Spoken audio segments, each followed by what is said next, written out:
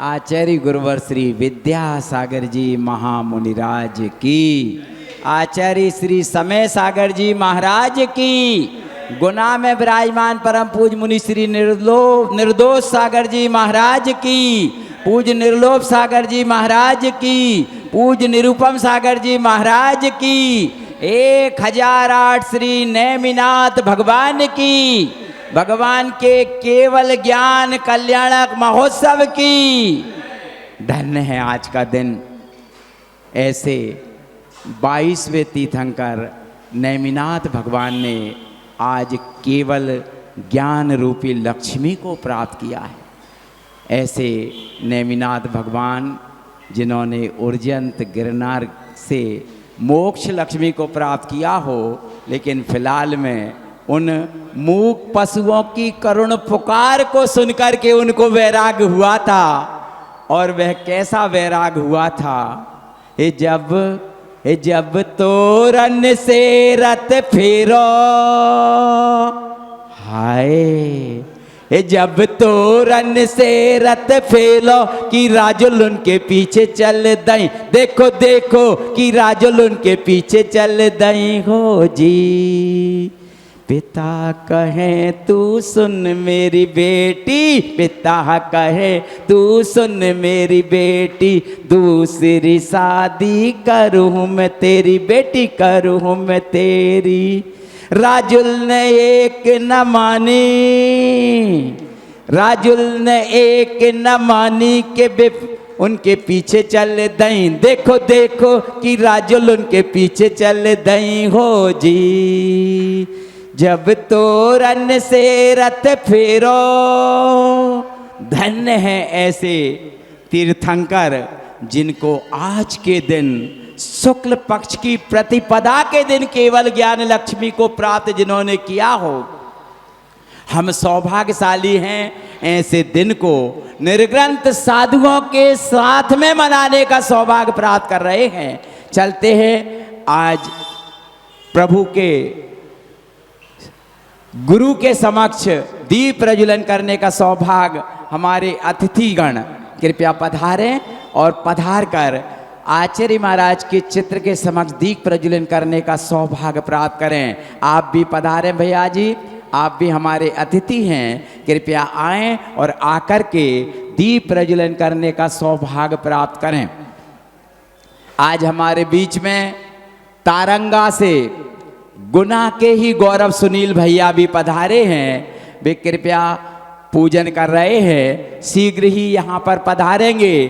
तारंगा में गुना की खुशबू को फैला रहे हैं ऐसे सुनील भैया जो गुना के गौरव है। हम भी उनके सम्मान में, उनके सामने तो सब ताली बजाते हैं, लेकिन उनकी पीठ थपथपाए, उनके नहीं होने पर भी हम उनका सम्मान करें तो अपने आप को गौरवान्वित समझेंगे। पधारें और पधार करके आचार्य महाराज के चित्र के समक्ष दीप प्रज्वलन करने का सौभाग्य प्राप्त करें। दीप से दीप जलाते चलो, समय की गंगा विद्या की गंगा बहाते चलो। राहों में आए जो दीन दुखी, सबको गले से लगाते चलो। विद्या की गंगा बहाते चलो। अतिथिगण शास्त्र दान करने का भी सौभाग्य प्राप्त करेंगे। आज के दिन यदि और किसी की भावना, कोवा गांधीनगर से भी हमारे श्रद्धेय भैया जी पधारे हैं, कृपया शीघ्रता से पधारें और पधार कर शास्त्र दान करने का सौभाग्य प्राप्त करें। गांधीनगर कोवा से जो हमारे पीछे ब्रह्मचारी भैया जी आए हैं, कृपया वे पधारें। और भी किसी की, नवनीत भैया जी पधारें। और भी किसी की भावना बन रही हो कि आज के दिन वे शास्त्र दान करके अपने आप को पुण्यशाली समझना चाहते हों तो कृपया पधारें और पधार कर शास्त्र दान करने का सौभाग्य प्राप्त करें। क्योंकि यदि अवसर चूका तो भब भब पछताएगा यदि अवसर खोया तो, हर भब पछताएगा। हमारे राकेश भैया पुजारी, कृपया जोरदार तालियां बजाइए। शास्त्र दान करने का सौभाग्य प्राप्त कर रहे हैं हमारे भैया जी, कौवा गांधीनगर से हमारे बीच पधारे हैं। श्रीफल चढ़ा करके आशीर्वाद प्राप्त करें और शास्त्र दान करने का भी सौभाग्य प्राप्त करें। पधारें। श्रद्धेय सुनील भैया पधार चुके हैं, जोरदार तालियां बजाइए। भैया जी शास्त्र दान करने का सौभाग्य। हाँ, नवनीत भैया जी, सुनील भैया जी पधारें और पधार कर शास्त्र दान करें। गुप्त दान में जो भक्तामर जी का माणना बन रहा है, उसमें ये जो चांदी आई है उनके सम्मान में गुप्त दान में ही मानते हैं। जोरदार ताली बजाइए जिन्होंने भी यहाँ पर दी है। ये वह भैया जी हैं गुना में 30 वर्ष पहले हमने इनके साथ में बहुत कुछ सीखा और समझा है। ऐसे भैया जी तारंगा में प्रतिदिन 3 बार सामयिक और प्रवचन के माध्यम से वहाँ के आए हुए यात्रियों को बहुत कुछ प्रदान करते हैं। ऐसे ही हमारे नवनीत भैया जी हैं। चलते हैं, और भी किसी की भावना बन रही हो कि वह साथ दान करना चाहते हो तो कृपया पधारें। श्रेयांश भैया, आप भी साथ दान करने का सौभाग्य प्राप्त करें। बहुत सौभाग्यशाली हैं जो आप बांस पूज्यनालय का भी निर्वहन कर रहे हैं और यहाँ पर भी आकर समय समय पर हमको सहयोग प्रदान कर रहे हैं। हमारे सारे बिलों की ऑडिट भी करने का सौभाग्य हमको मिलता है। जोरदार तालियां बजाइए श्रेयांश भैया के सम्मान में। पूज्य महाराज श्री के चरणों में नमोस्तु अर्पित करते हुए प्रार्थना करते हैं। सम्यक ज्ञान की चर्चा विगत दिनों से चल रही है, उसके माध्यम से हमें ज्ञान अर्जित कराने की कृपा करें। नमोस्तु महाराज श्री, नमोस्तु महाराज श्री, नमोस्तु महाराज श्री। नमो लोहे सब साहुड़म। श्री पार्श्वनाथ भगवान की, आचार्य भगवंत गुरुवर श्री विद्यासाई जी महाराज की, परम पूज्य आचार्य श्री शमय शाह जी महाराज की, परम पूज्य मुनिवर श्री नदोष शाह जी महाराज की।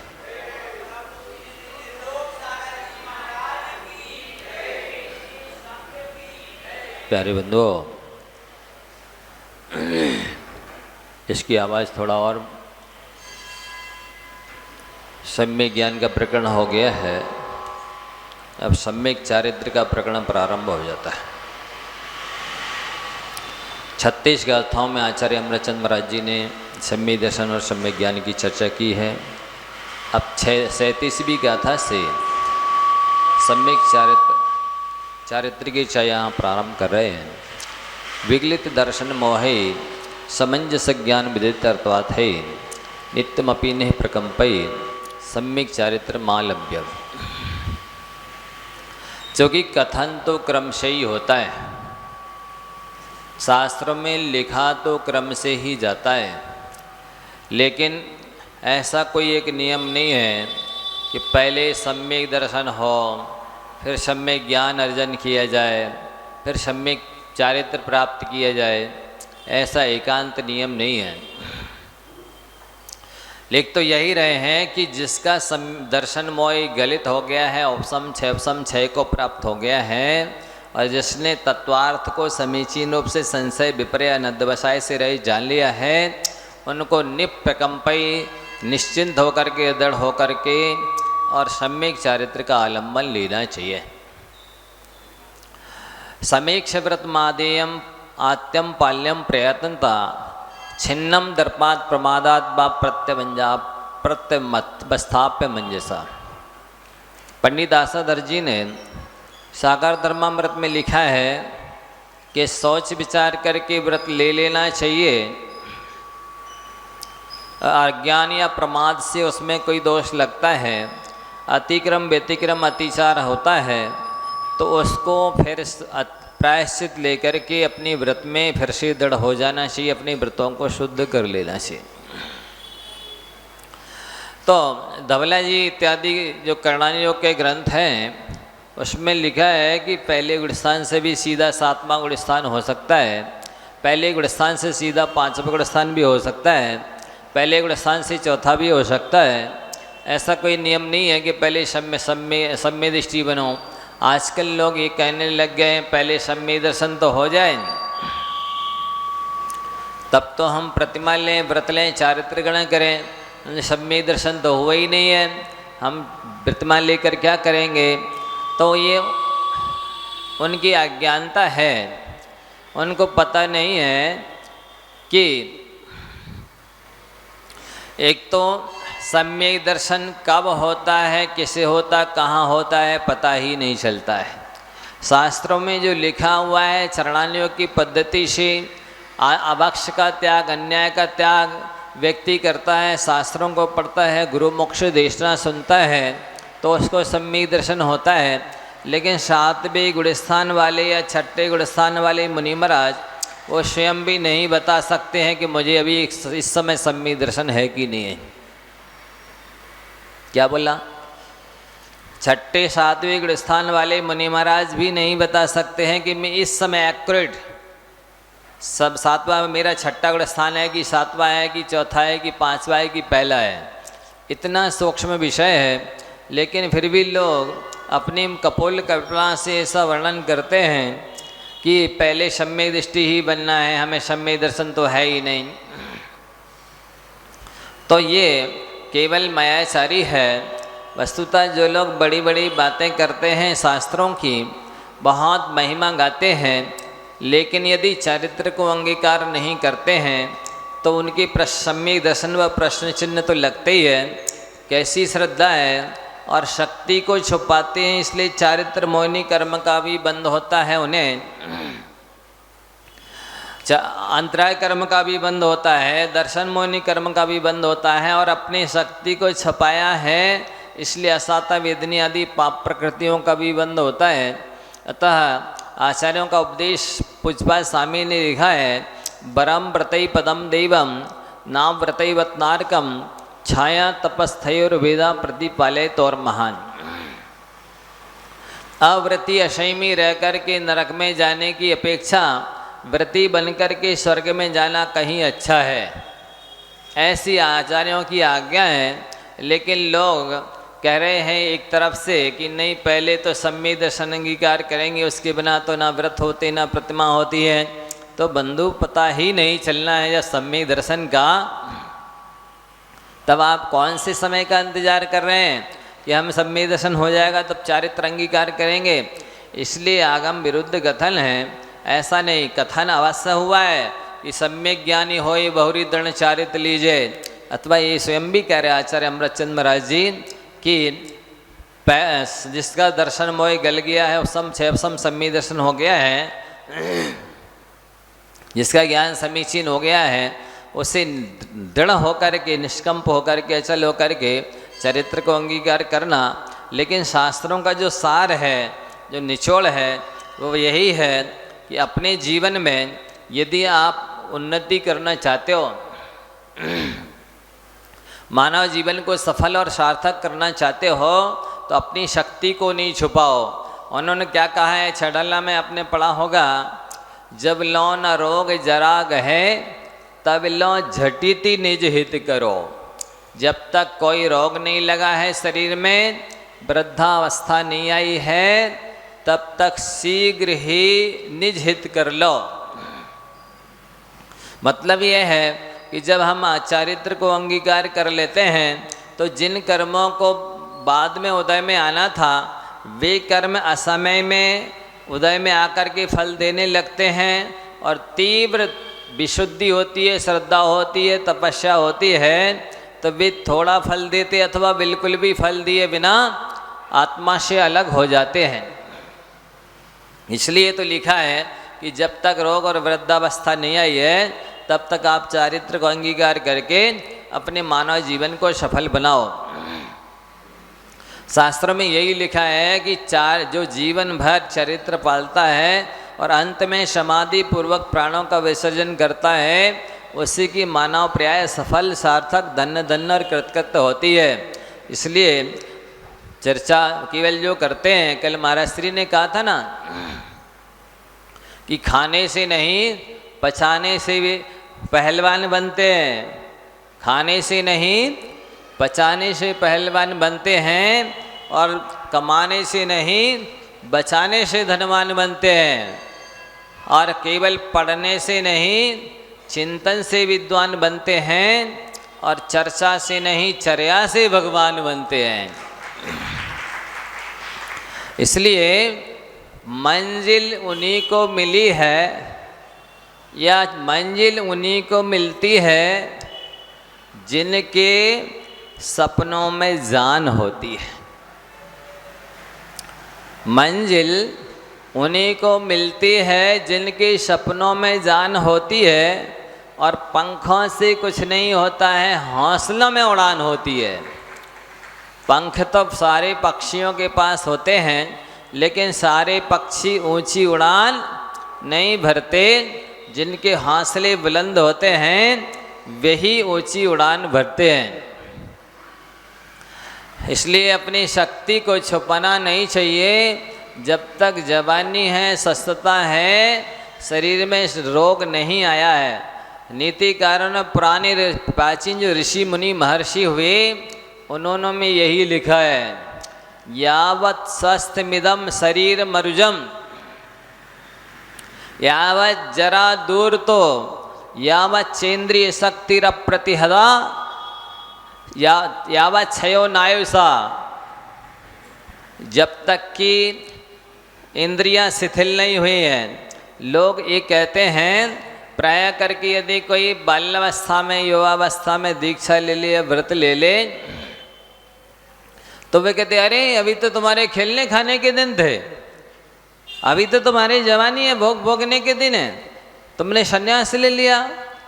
मतलब ऐसा कहने वालों से हम पूछना चाहते हैं कि बाल्यावस्था खेलने खाने के लिए है, संन्यास नहीं लेना चाहिए आपके अनुसार, और युवावस्था भोग भोगने के लिए है, और वृद्धावस्था में आँखों से दिखता नहीं है, कानों से सुनाई नहीं देता,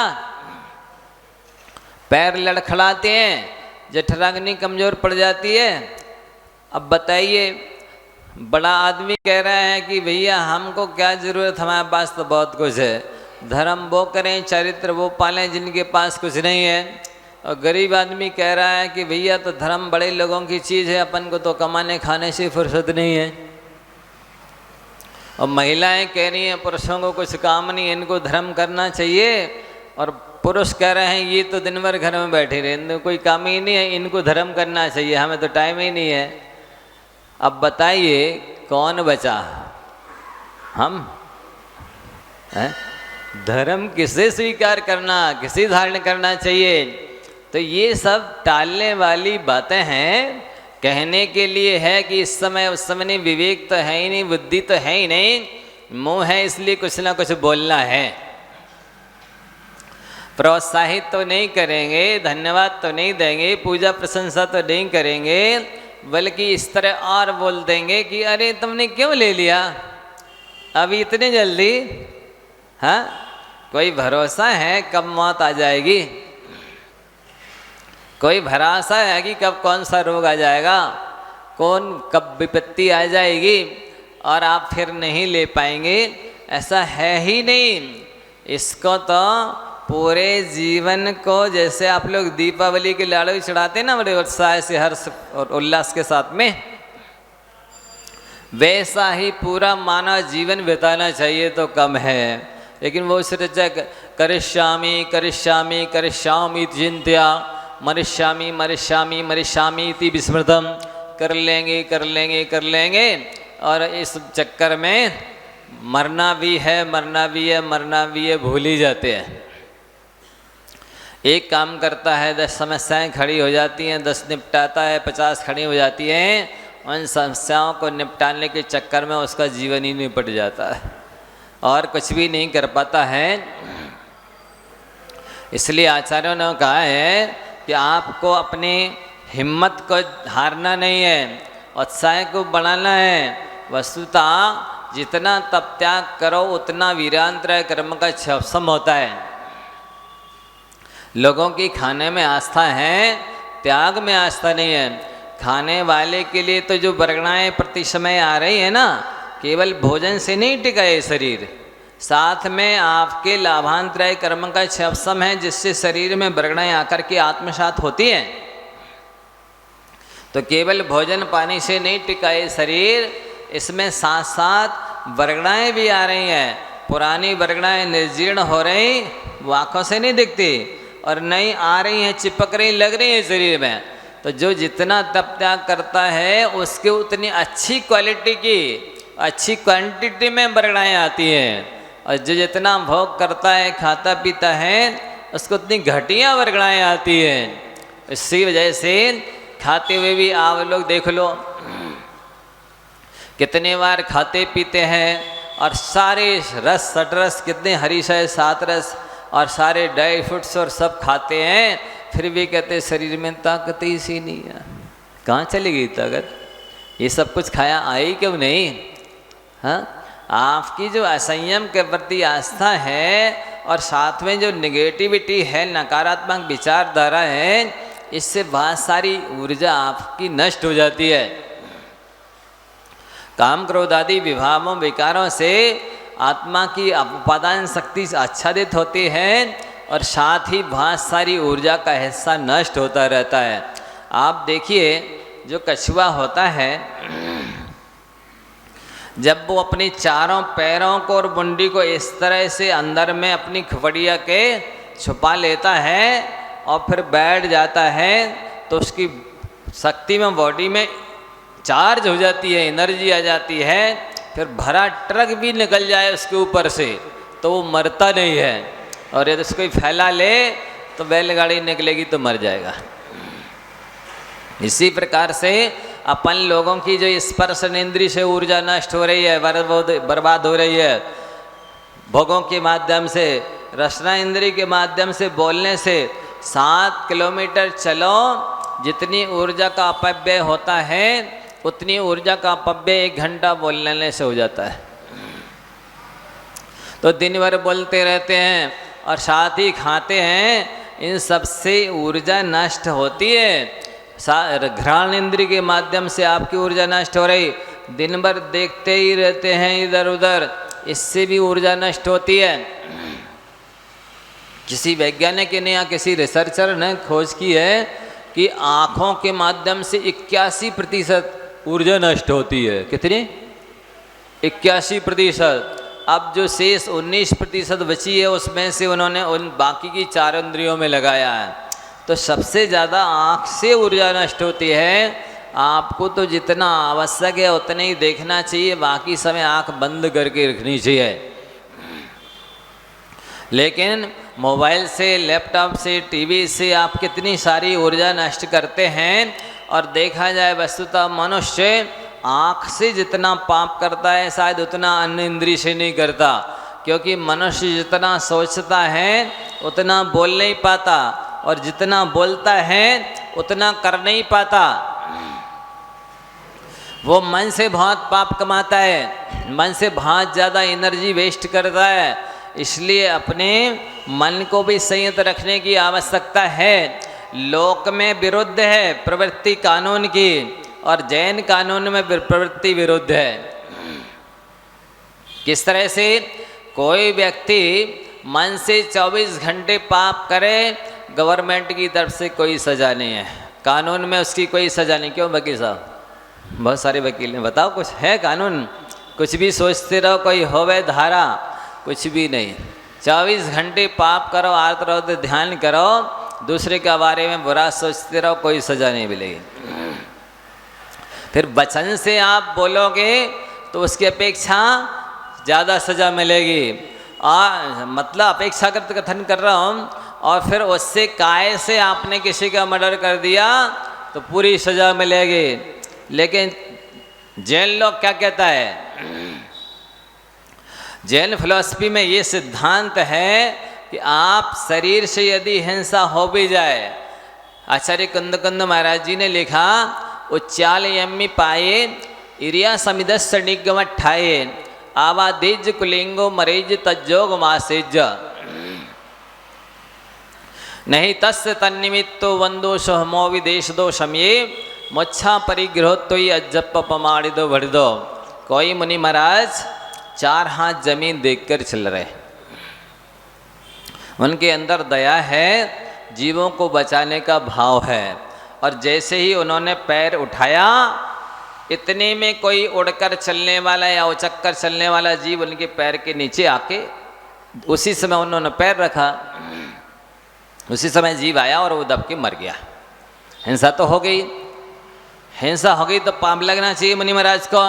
तो आचार्य भगवान कहते हैं जरा भी कर्मबंध नहीं होगा, सुई की नोक के अनंतवे हिस्से भी कर्मबंध नहीं हुआ, संगी पंचेंद्री प्राणी भी क्यों ना मर गया हो।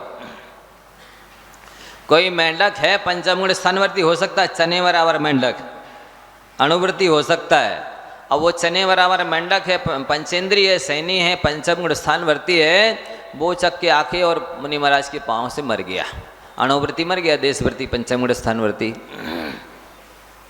लेकिन इसके बाद भी मुनि महाराज के अंदर में सावधानी थी, दया थी, वो देखकर चल रहे थे। और मर जाने पर भी उन्हें पश्चाताप होता है, खेद होता है, उनको बिल्कुल भी कर्मबंध नहीं होगा।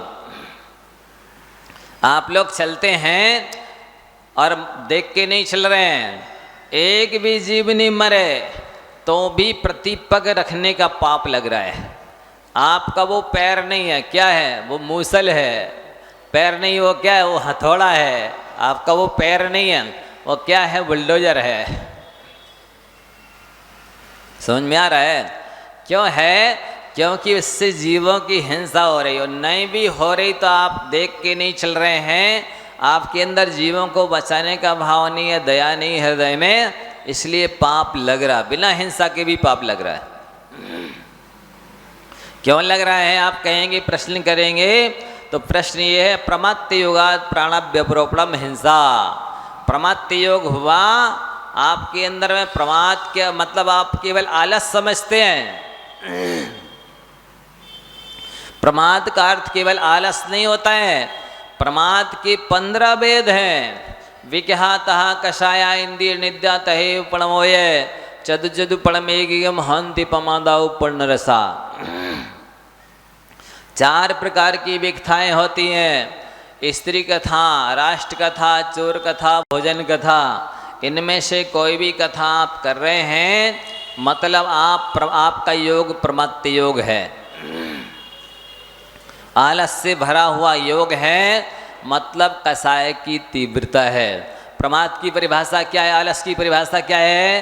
कसाय की तीव्रता का नाम आलस है। तो आपके अभी आलस कर रहे हो अच्छे काम में, इसका मतलब है कि कसाय की तीव्रता है, आप प्रमादी हैं। तो विकथा भोजन कथा कर रहे हैं, स्त्री चर्चा कर रहे हो, राष्ट्र की संबंधी चर्चा कर रहे हो, कोई रोल नहीं है, कुछ लेना देना नहीं है, आपकी एडवाइस की कोई वैल्यू नहीं है, कहीं देना नहीं आपको एडवाइस, कहीं सुनी भी नहीं जाना है। लेकिन बस फालतू न्यूज़पेपर में 2 घंटे लगा रहे हैं, टीवी में न्यूज़ देख रहे 2-2 घंटे, मुख्य समाचार एक बार फिर कोई मतलब नहीं है। ये विकथा कहलाती है। चोर कथा कर रहे हैं, चारों कथाएं कर रहे हैं, विकथा है, ये कसाय की तीव्रता है, प्रमाद है। इसी तरह से क्रोध मान माया लोभ, जरा भी आप उत्तेजित हुए, आपे से बाहर हुए, मतलब कसाय तीव्र हो गई, अब प्रमत्त हो गए आप। प्रमत्त का अर्थ पागल होता है, प्रकर्षण मत्ता प्रमत्ता, जो विशेष रूप से पागल हो गया है, अनकंट्रोल हो गया है, आवेश में, आवेग में, उद्वेग में आ गया है, समझ लो वो प्रमादी है, आलसी है। और क्रोध मान मान लो कोई भी हो। इसी तरह से 5 इंद्रियां हैं। स्पर्श इंद्रिय के विषय में आप भोग रहे हैं, प्रमादी हैं।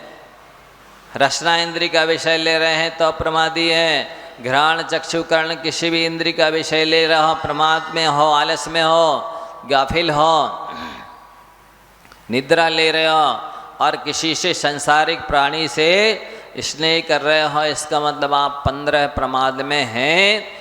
प्रमत्त योग है। तो प्रमत्त योग है तो जीवों के प्राणों का घात होवे चाहे नहीं होवे, आपको हिंसा का पाप तो लगेगा।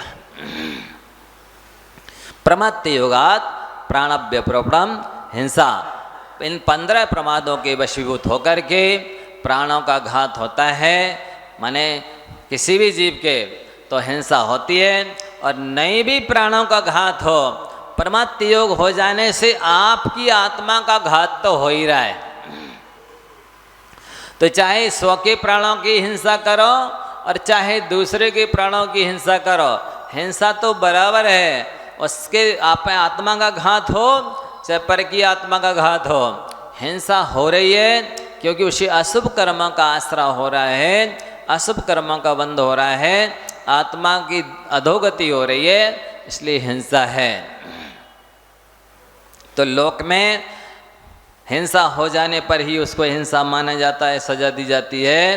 पर सिद्धांत क्या कह रहा है? आपने मरने का मारने का भाव कर लिया या मन में परमात्म योग आ गया, आप हिंसक हो गए, पापी हो गए, अब जैन लोक की दृष्टि में आप सजा के पात्र हैं।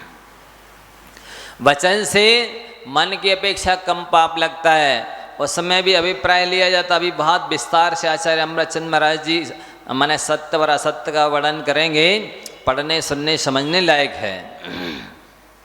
बहुत अद्भुत वर्णन किया है।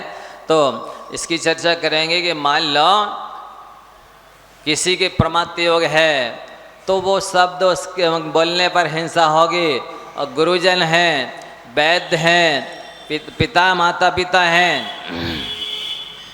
संतान में अच्छे संस्कार डालना चाहते हैं, उनकी त्रुटि दोष निकालना चाहते हैं, तो गाली भी दे डांटे भी, तब भी आश्रव अशुभ आश्रव बंद नहीं होगा, हिंसा नहीं होगी। अभिप्राय पर निर्भर करता है कि आपने किस अभिप्राय से शब्द बोला है, उसके अनुसार कर्मबंध होता है। तो अब वचन से उससे कम, मन से पूरा सबसे ज़्यादा, उससे कम वचन से, और काय से तो हिंसा हो भी गई, लेकिन परमात्म योग नहीं था, अंदर में दया थी, करुणा थी, जीवों को बचाने का भाव था, तो आश्रवबंध बिल्कुल भी नहीं हुआ। अहिंसा और हिंसा की भी अद्भुत व्याख्या करेंगे आचार्य महाराज, पढ़ने सुनने समझने जैसी है, इसलिए तो इस ग्रंथ को हमने रखा है। अभी तो ये भूमिका चल रही है कि वस्तुतः आपको अपना आत्मबल बढ़ाना चाहिए, आपको अपनी आत्मशक्ति बढ़ानी चाहिए, इससे सफलता अवश्य मिलती है। एक बहुत अच्छा कहीं पढ़ा था कि एक बालक, अमेरिका का एक युवक जिसकी 22 साल में शादी हुई, 22 साल में शादी हुई, 24 साल की उम्र में तलाक हो गया। ध्यान देना, अब 24 साल का हो गया, 27 साल की उम्र में उसने नगर अध्यक्ष का चुनाव लड़ा और हार गया। फिर इसके बाद में उसने विधानसभा का चुनाव लड़ा, हार गया। इसके बाद में कांग्रेस सेनेट में उसने चुनाव लड़ा, हार गया। इसके बाद में 46 वर्ष की उम्र में उपराष्ट्रपति का चुनाव लड़ा, हार गया। इसके बाद भी उस व्यक्ति ने हार नहीं मानी और आगे चल कर के वही व्यक्ति 52 वर्ष की उम्र में अमेरिका का राष्ट्रपति बन गया, जिसका नाम था अब्राहम लिंकन। तो आपका हम मनोबल बढ़ा रहे हैं कि हार से, यदि हार तब होती है जब व्यक्ति हार माने। यदि हार से भी शिक्षा ले लेता है तो वो हार किसके गले में पहनाया जाता है? जो समस्याओं के आने पर भी हार नहीं मानता है, उसी के गले में हार पहनाया जाता है। तो बंधुओं, जितनी हर कार्य में तीव्रतम उत्कंठा की आवश्यकता होती है, तीव्रतम जिज्ञासा हो, सद्भावना हो, तो बहुत जल्दी कर्मों का उपशम क्षयसम होता है और कार्य की सिद्धि हो जाती है। यदि भावना तीव्रतम नहीं है तो सामान्य से कर्मों का उपशम क्षयसम आराम से होता रहता, होगा भी नहीं, जरूरी नहीं है। आपको ये विश्वास रखना चाहिए, यदि आप किसी भी हार से या फैल हो जाते हैं, फिर उससे भी शिक्षा ले लेते हैं, तो शिक्षा लेने वाले की हार है ही नहीं।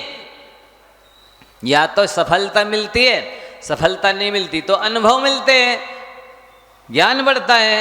इसलिए हमेशा अपनी भावना रखो कि हे भगवान हमें इस जीवन में चरित्र मिले, क्योंकि आचार्यों ने कहा है कि रत्नात्रय प्राप्त कर लेना 3 लोक की संपत्ति से भी ज़्यादा कीमती वस्तु प्राप्त कर लेना है। और रत्नात्रय को हार जाना, छोड़ देना 3 लोक की संपत्ति से भी ज़्यादा कीमती वस्तु को हार जाना है। और इस चौथे पंचम काल में ये बेनिफिट है कि चौथे काल में उत्तम संगनन वाले 1000 बरस तपस्या करते थे। 1000 बरस तपस्या करने पर जो कर्मों की निर्जरा होती थी, उतनी निर्जरा वर्तमान में 1 साल तपस्या कर लेने पर हो जाती है। कितना डिस्काउंट है, छूट है। मतलब हमने 10 साल तपस्या कर ली तो हमने तो 10,000 बरस तपस्या कर ली, 10,000 बरस जीवन जी लिया। कितना बड़ा लाभ है। उनके बारे में सोचो, जो 1 कोटि वर्ष पूर्व की आयु के होते थे, 8 वर्ष अंतर मुहूर्त में दीक्षा ले ली। अब 1 कोटि वर्ष पूर्व क्या होता है, असंख्यात बरस होते हैं। इतने लंबे समय तक उपवास करते थे आत्म कल्याण के लिए, जंगलों में रहते थे, भूख प्यास ठंडी गर्मी सहन करते थे, डांस मच्छर की बाधा सहन करते थे, मौन रहते थे। अपनी तो इतनी 10-20 साल की जिंदगी है, और उस 10-5-20 साल की जिंदगी में ही अपना तो 10-20 हजार वर्षों का काम हो जाने वाला है। अपन को तो उतने उपसर परिचय नहीं है। आत्म कल्याण करने के लिए महापुरुषों ने कैसे कैसे उपसर्ग परिचय सहे। उनके सिर पर सिगड़ी जल रही है, फिर भी क्षमता से बैठे हैं, सहन कर रहे हैं। आत्म कल्याण करना है, कर्मों की निजरा करना है। उनके पूरे शरीर में, गले में, हाथों में, पैरों में लोहे के गर्म आभूषण करके पहनाए जा रहे हैं, फिर भी सहन कर रहे हैं आत्म कल्याण के लिए। शालिनी खा रही है, दांत के नाखून के कष्ट सह रहे हैं, आत्म कल्याण करना है। उनके लिए व्याघ्री खा रही है तो भी सहन कर रहे हैं। और तो और घानी में पेल दिया गया तो भी क्षमता नहीं छोड़ रहे कि नहीं, ये मनुष्य पर्याय दोबारा नहीं मिलेगी। आत्म कल्याण करना है। आप लोग तो केवल भजन सुनाते थे महाराज जी के आहार के बाद। कैसे सुनाते हैं? मोक्ष के प्रेमी हमने कर्मों से लड़ते देखे हैं, मखमल पर सोने वाले भूमि पर पड़ते देखे। किसको सुना रहे महाराज जी को? हैं? क्यों, किसे सुनाना है? ये प्रेरणा किसको लेनी है? जो मोक्ष की प्रेमी होते हैं वे ऐसे कांटों पर भी चलते हैं, ऐसे कष्टों को भी, कंकड़ों को भी सहन करते हैं। इस तरह के उपसर परिचय सहे हैं। सांप डाल दिया है फिर भी क्षमता से बैठे हैं। सांप का नाम सुन करके घबराहट होने लगती है। उनके गले में डाल दिया हार की तरह, और वही सांप नहीं डला, चींटियाँ चढ़ गई, एक नहीं सैकड़ों हजारों। अब भी चींटी और काट रही, आहार के लिए तो उठ नहीं पा रहे, और धूप तो लगी ही रही है। अब चींटियाँ भी काट रही हैं, फिर भी क्षमता से बैठे, शांति से बैठे। इतने भयानक भयानक घोर उपसर परिचय शहरे किसके लिए? मोक्ष के प्रेमी हमने कर्मों से लड़ते। कर्मों से लड़ो, लड़ना है तो क्या सास बहू की लड़ाई हो रही है, ननंद भजाई की लड़ाई हो रही है?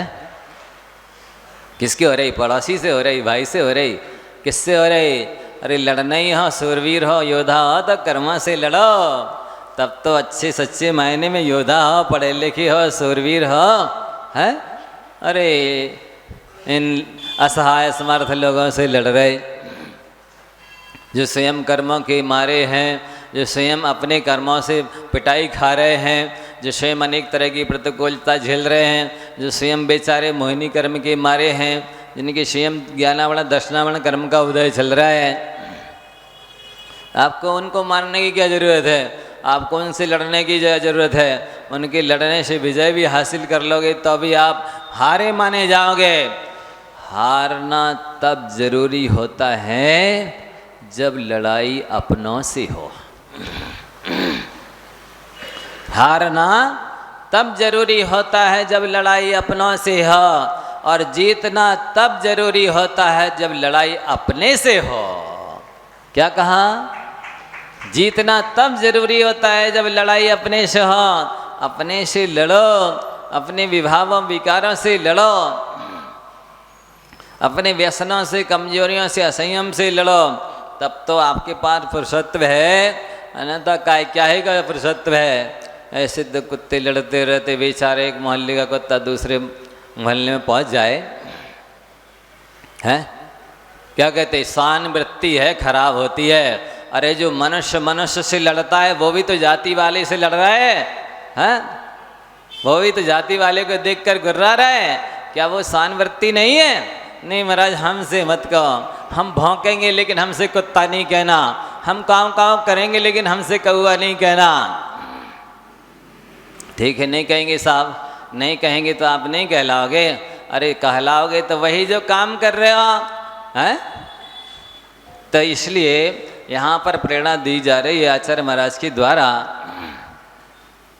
यदि आप विचार करने लग जाएं कि देखो क्रोध से क्या हानि है, इतने बड़े त्यागी तपस्वी दीपायन मुनि जिनको रिद्धियां थी, सारे इंद्रियों को जीता था, सारे पापों को त्याग किया था, एक क्रोध मात्र आ गया तो उनकी, जिन्होंने सर्वार्थ सिद्धि की आयु बांधी थी, वो उस क्रोध के माध्यम से सारी नष्ट कर दी और भवनात्रक में उत्पन्न हुए।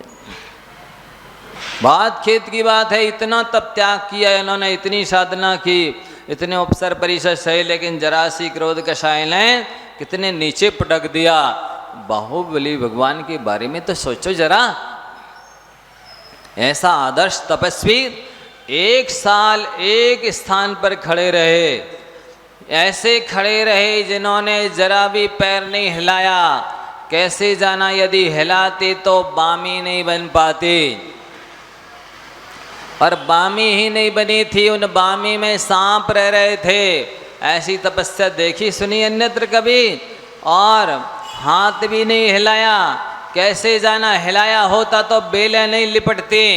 इससे सिद्ध होता हाथ भी जरा नहीं हिलाया, पैर भी जरा नहीं हिलाया, और बड़े बड़े बाल हो गए थे। पक्षियों ने घोंसले बना लिए थे, घोंसले ही नहीं बना लिए थे, पक्षी रह रहे थे, और पक्षी रह ही नहीं रहे थे, चहचहा भी रहे थे। कैसे जाना यदि उनने आँख भी नहीं खोली होगी पलक। महापुरुष 525 धनुष के, यदि उनकी आंखें कितनी बड़ी बड़ी होंगी बताइए। वे यदि आंख खोल दे तो देवदाना भी डर जाए, पशु पक्षियों की तो बात ही क्या है। उन्होंने आंख की पलक भी नहीं खोले, और पूरे 4 महीने गर्मी सही, पूरे 4 महीने बरसात सही, पूरे 4 महीने ठंडी सही, खुले मैदान में आकाश में खड़े थे। साथ ही ऐसी तपस्या कि जिनकी माने भूख प्यास ठंडी गर्मी के साथ साथ डांस मच्छर के साथ साथ उग्र कायक्लेश तप, ऐसा आप लोग कर रहे हैं कोई तपस्या? नहीं, हमने तो महाराज जी 1234 कर लिए हैं, अब तो हमें मोक्ष मिलने ही वाला है। फलाने नंदीश्वर के व्रत कर लिए हैं, भक्तामरी कर लिए हैं, 64 रिद्धि कर लिए, बस अब तो बस आ ही रहा है देवता कोई विमान लेके। सोचो जरा, ऐसी तपस्या पूरे 12 महीने खड़े रहे, और इतने जानवरों के हर तरह कष्ट सहे, देवांगनाओं ने आकर के विचलित किया, फिर भी नहीं दिगे, नहीं विचलित नहीं हुआ है। ऐसे उग्र तपस्वी कायक्लेश करने वाले को भी केवल ज्ञान नहीं हो रहा। क्यों? कौन सी कमी है? कौन से तप में, त्याग में कमी है? जरा सी मान कसाए बाहुबली के केवल ज्ञान होने में बाधक रही बंधुआ। अपनी अपनी तौलो जरा, कितनी कसाय है, सोचो जरा। और कसाय चारित्र की शत्रु है, कसाय चारित्र की विरोधी है। जहाँ कसाय है वहाँ चारित्र नहीं है, जहाँ चारित्र वहाँ कसाय नहीं होती। विचार करो बंधुओं, अपनी कसाय को तो थोड़ा बहुत विचार करो कितनी है। जब इतनी सी कसाय इतनी आत्म कल्याण में बाधक बन सकती है, इतनी सी क्रोध कसाय इतने नीचे पटक सकती है, इतनी सी मायाचारी कौन सी कि लोगों ने कह दिया वो वही मुनि महाराज हैं जो 4 महीने उपवास करके खड़े थे पहाड़ पर, और ये वो मुनि महाराज तो 4 महीने का उपवास करके चले गए, विहार कर गए, ये दूसरे गांव से विहार करके यहाँ आ गए। अब इतना सा नहीं बताया इन्होंने कि नहीं मैं वो महाराज नहीं हूँ जिनने 4 महीने का उपवास किया, वो कोई दूसरे रहे होंगे। इतनी सी मायाचार्य की और गुरु से प्रायश्चित लिया नहीं, तो ऐसे कर्म का बंध हुआ कि जो उग्र काय क्लेश किया था, तपस्या की थी, उससे जो पुण्य बंधा उससे स्वर्ग चले गए। लेकिन वो जो मायाचारी की थी, अब वहाँ से स्वर्ग से उसने पटक दिया और हाथी की पर्याय में ला दिया। त्रिलोक मंडन हाथी, रावण का हाथी था, उसका नाम त्रिलोक मंडन था। वही जीव मुनि महाराज का जीव है, इतनी से मायाचारी करने से इस पशुगति में आ गया। ऐसे बदबंधन के क्लेश सहरा। और जरासी लोभ कषाय, आप विचार तो करो साधुओं के बारे में या और दूसरे जीवों की, और फिर अपनी कषाय का अनुमान लगाओ कि मात्र एलक जी के पास 4 अंगुल की लंगोटी हैं, 2 ढैया, इतना सा परिग्रह उनको 16वें स्वर्ग से ऊपर जाने के लिए बाधक है। इतनी सी लंगोटी छोड़ दे में तो 9वें गिरवेक तक और सर्वार सिद्धि और मोक्ष भी जा सकते हैं। जब इतना सा परिग्रह इतना बाधक बन सकता है आत्मकल्याण में बंधुओं, तब फिर आप अपने परिग्रह का अनुमान लगाओ, कितने मेरे पास परिग्रह है, कितनी साड़ियाँ हैं, कितना और सोना चांदी है। और ये जैसे तराजू से शिक्षा ले सकते हैं आप, जिस तराजू के पलड़े पर वजन होता है वो कहाँ जाता है बोलो, नीचे जाता है, और जो हल्का पलड़ा होता है वो ऊपर जाता है। बंधु इसी प्रकार से जिस आत्मा में जितना मोह होता है, जितना परिग्रह होता है, जितनी आसक्ति मूर्छा होती है, वो आत्मा उतने नीचे जाती है। और जिसके पास जितना विरक्ति होती है, ममत्व भाव का अभाव होता है, आसक्ति का अभाव होता है, परिग्रह का अभाव होता है, वो जैसे तत्वार्थ सूत्र जी में पढ़ाया था ना कि तुम्बी है, तुम्बी के ऊपर 1-2 मिनट में होने वाला है समय, आप लोग घबराइएगा नहीं, मुझे घड़ी बिल्कुल सामने दिख रही है। और आपसे ज़्यादा मुझे चिंता रहती है कि घड़ी का कांटा समय को जरा भी उल्लंघन ना करे। इसलिए आप ध्यान से सुन रहे ना कि जैसे तुम्बी के ऊपर मिट्टी का लेप कर देते हैं तो वो नीचे चला जाती तुम्बी, पानी में डालो तो जैसे जैसे मिट्टी का लेप हटता जाता है वैसे वैसे वो ऊपर चली आती है। ठीक उसी प्रकार से ये संसारी प्राणी रूपी तुम्बी है, तुमड़िया है, तुम्मा है, लौकी क्या बोलते हैं, उसके ऊपर आपका जितना परिग्रह होगा उतने आप नीचे जाएंगे। यदि ऊपर जाना चाहते हो, ऊर्ध्वगति चाहते हो, कल्याण चाहते हो, तो इस मिट्टी परिग्रह रूपी मिट्टी को हटाओ और घटाओ, आपकी ऊर्ध्वगति को कोई नहीं रोक सकता है।